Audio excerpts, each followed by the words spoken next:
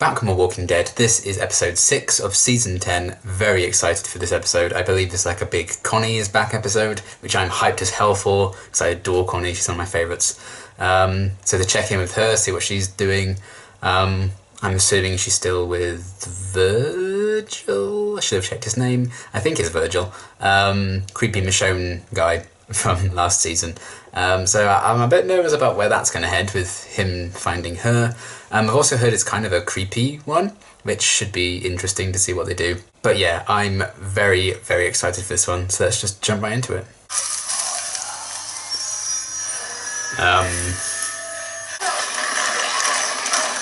And stay out. Oh. She ain't waiting for anyone to find a sister.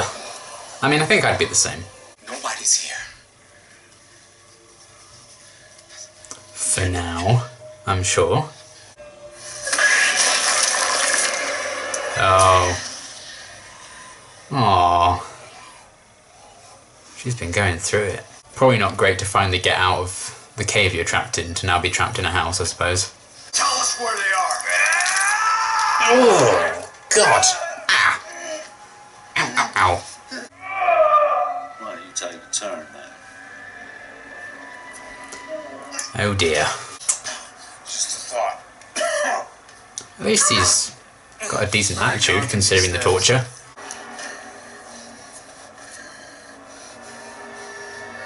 Oh, is he actually going to have to do that? Go to hell, ass. Oh my God. Location! Or I take another. I can't. Location! No. Come into the bit, but fuck.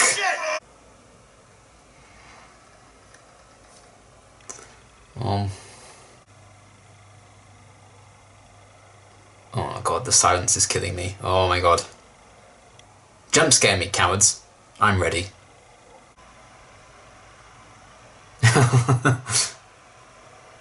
How do these people keep their spirits up in situations like these? That'd be useless.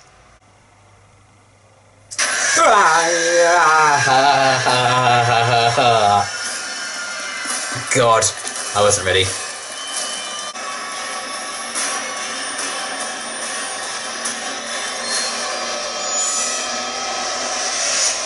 Oh, heck.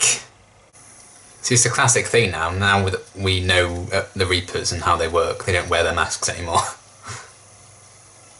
It's a shame they're just generic now.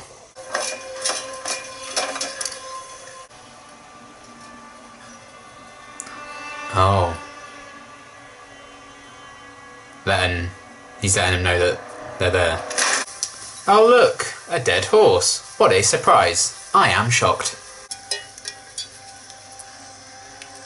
Ah, that's hers, isn't it?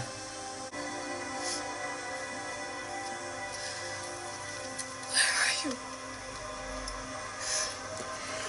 I'm not sure you want to know right now, to be honest. You haven't slept. I knew he was not going to believe her. Yeah, I agree.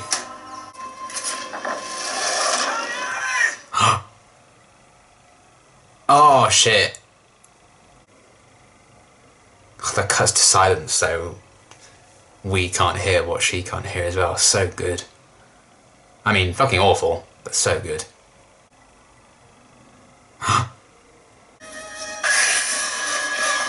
What is it? What is it? Oh my God, what the? Golem?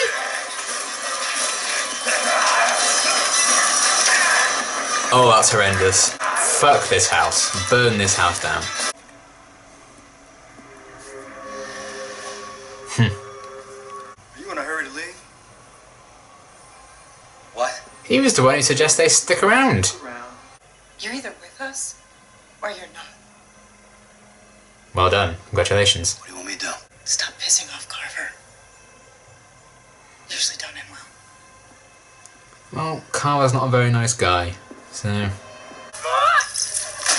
Whoa! Well... Awesome. You know? You should have told us that you're heading out. Oh, you've been going on about how Connie's obviously dead, so she's not going to say anything to you. Oh. Oh my god. Maybe they're just Halloween decorations. Oh no. No. Horrible, horrible, horrible. Oh god, this is creepy as fuck. Yeah, she's still dealing with that on top of everything else. She needs a spa day or trip to Disneyland or something after this. Well, at least he's fine. Although fine is probably not the word he'd want me to use.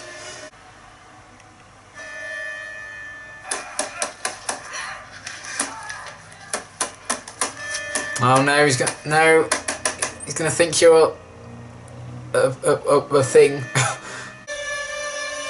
Oh my god! Oh god! Oh, that was horrifying. Oh shit!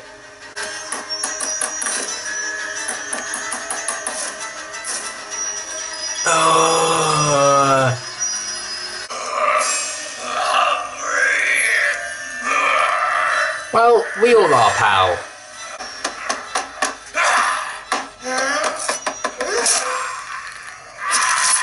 Yeah, that's right.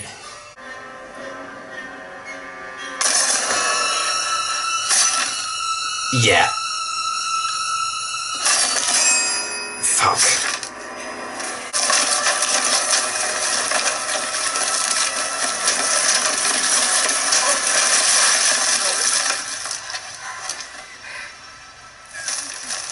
Oh god. Jeez. It's not my fault he's too stupid to pay attention. Chirp. Enough. I'll screw that. This dirtbag wants to play. I'll teach him the rules. I'm right here, man. God. This is not the time. You're looking out for me. Always. Gotcha. And what about the fire? When Pope locked me in the cabin Yeah. and lit it up. There is that. Dick. I don't want to be face first in the fire under his boot. But if you say trust him, I'll trust him. I like that he can have these conversations with them and like give Maggie and everyone intel at the same time. It's clever.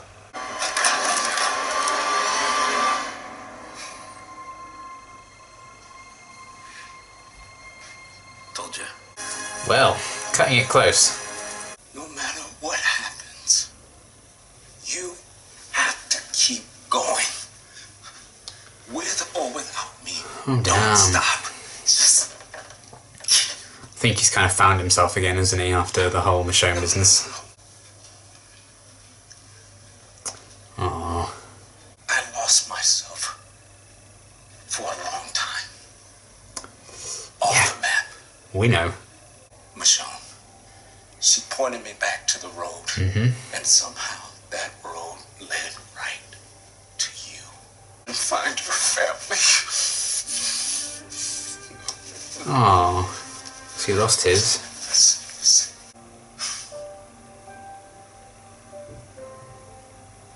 She never gives up. Oh.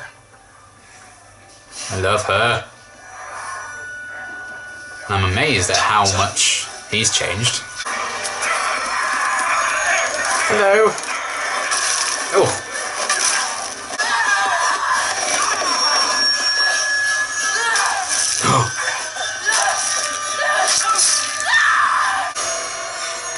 Oh, it's so awful. I hate it. You are a creepy fucker. And you. And especially you. Oh. Haha.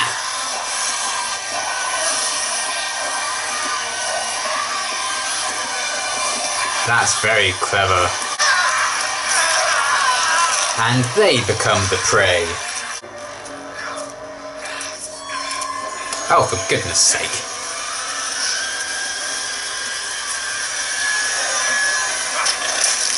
Oh! Yes!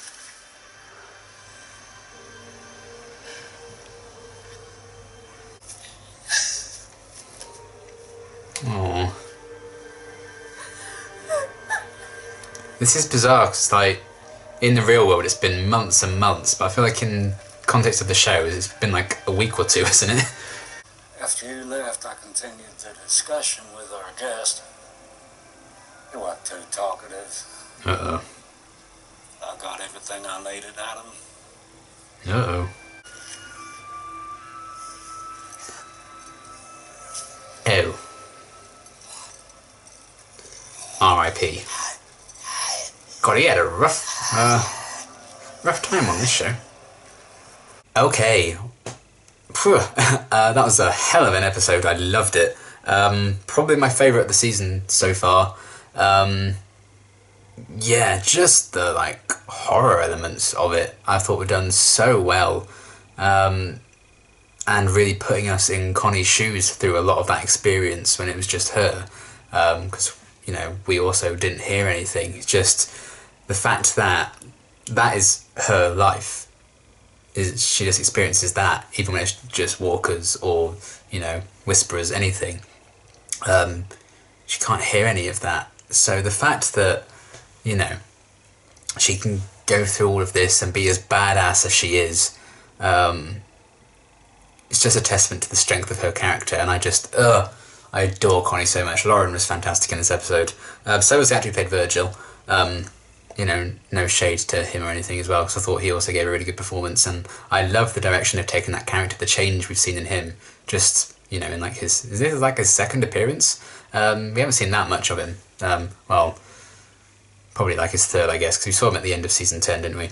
The finale, I mean, original finale. Anyway, just the kind of trapped in a crazy, creepy house kind of vibe. I thought it was such a creepy concept, those like very feral people.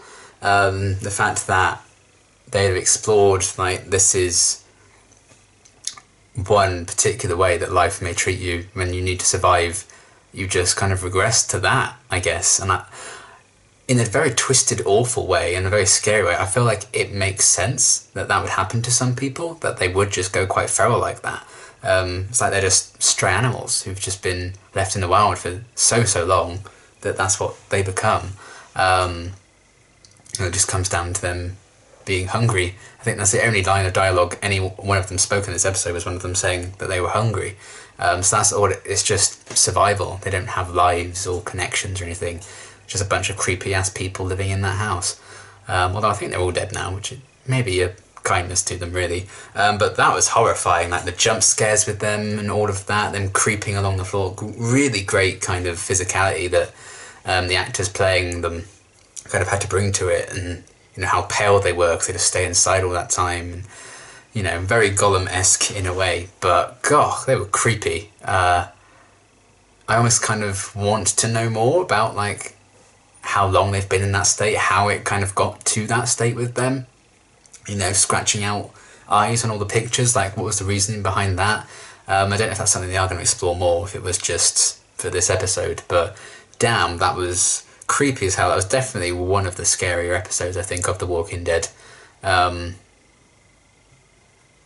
And putting it through Connie's lens, I think, is what made it that scary, because you didn't necessarily hear them coming, because she can't.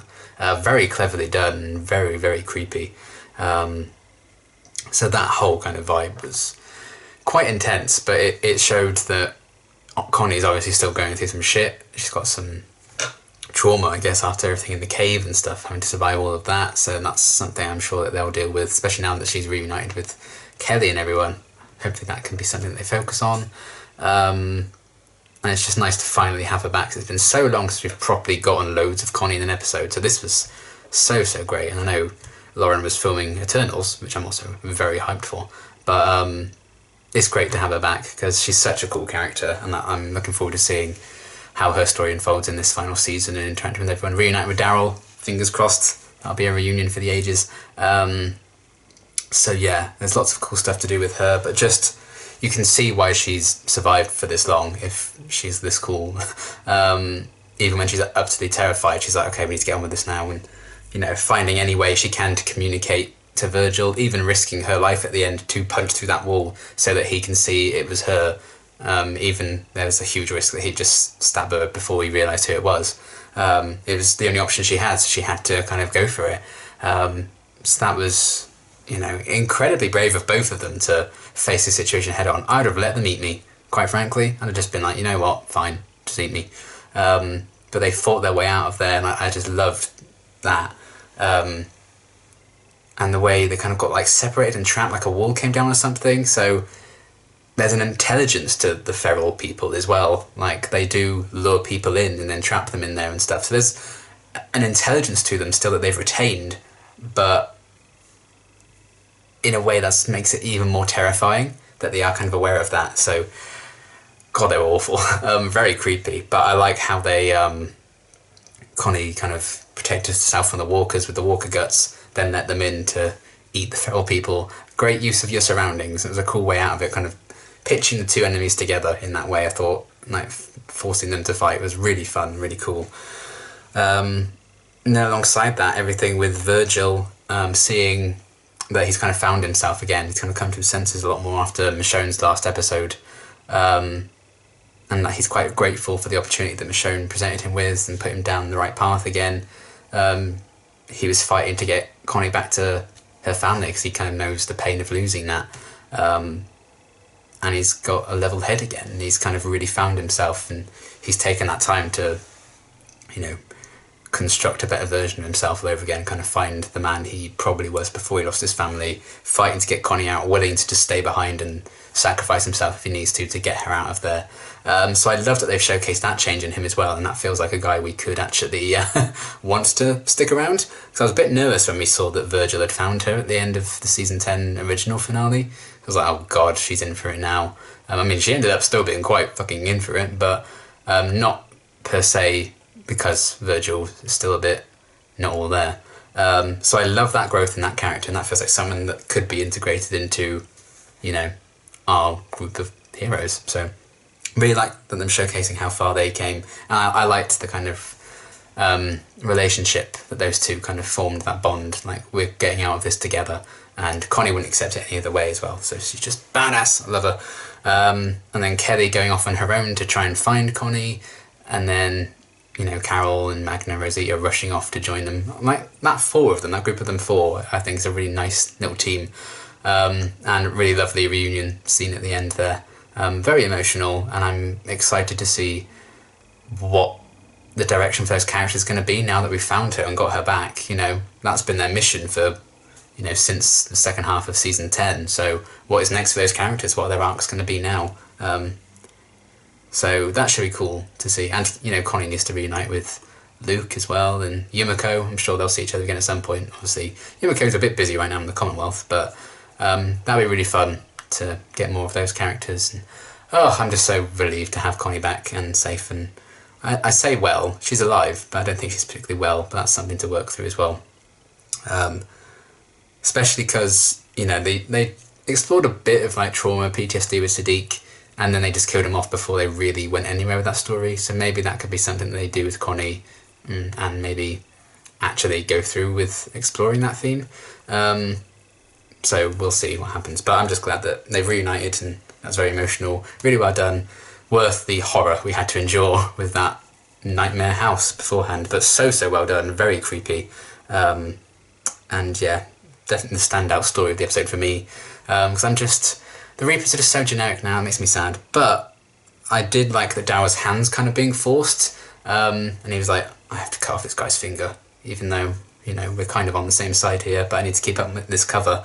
So that's an interesting position to put him in. Obviously, it's not going to last. He's going to turn on him at some point. Maybe Pope has already found out that Daryl's actually very much not on their side. But Daryl also made it clear in this one, like, I'm here for you, Leah. Like, I only care about you. I don't give a shit about anyone else.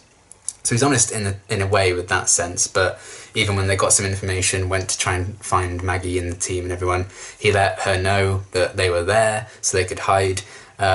When he knew that they were on the floor below him, very, very clever of him to kind of work out a way of having a conversation with the others, but also giving them intel about how many people they have left and things like that. So Maggie and co have some intel about the Reapers that are left, which I thought was really clever of him as well. So I like them showing that intelligence in him.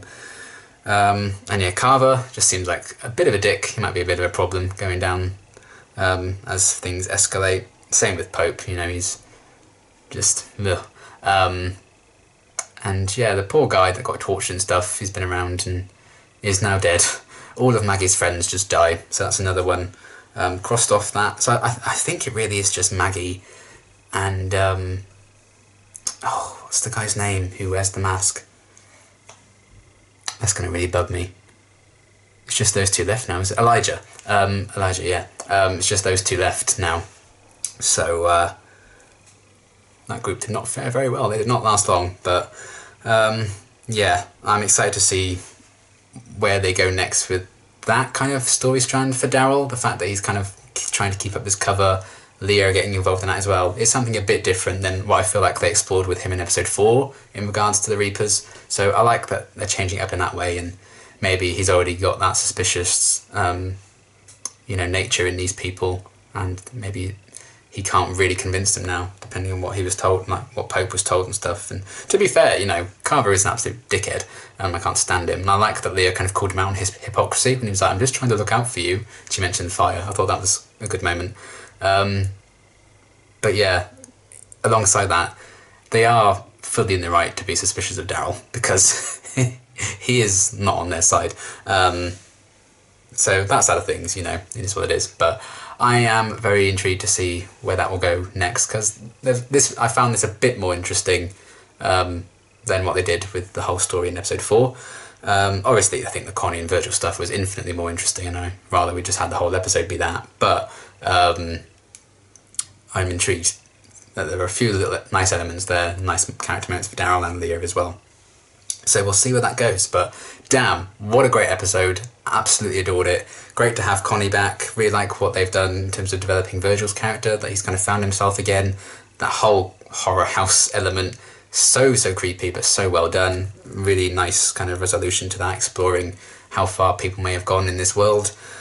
And Kelly and Connie reuniting everyone with that. Really emotional, so that was great. Felt very well earned because it's been so long. And yeah, a few interesting moments with the Daryl and Reaper storyline. I do think it's a shame that the Reapers have just become generic baddies now, because they don't even wear their masks now that we know about them and know, the ins and outs of their operation. So they've already, it's kind of a classic thing, isn't it? But that's a shame, but maybe there'll be a bit more that they can do it with the whole Daryl undercover-y thing, I'm not sure. But there was still good stuff in that storyline as well. But yeah, probably my favourite episode of the season so far. Really, really great. I'm going to be thinking about that whole Connie and Virgil story for a long time. I think those bastards were creepy as hell. But yeah, fantastic episode. Can't wait to see what's going to happen next. And until my next reaction, thanks for watching.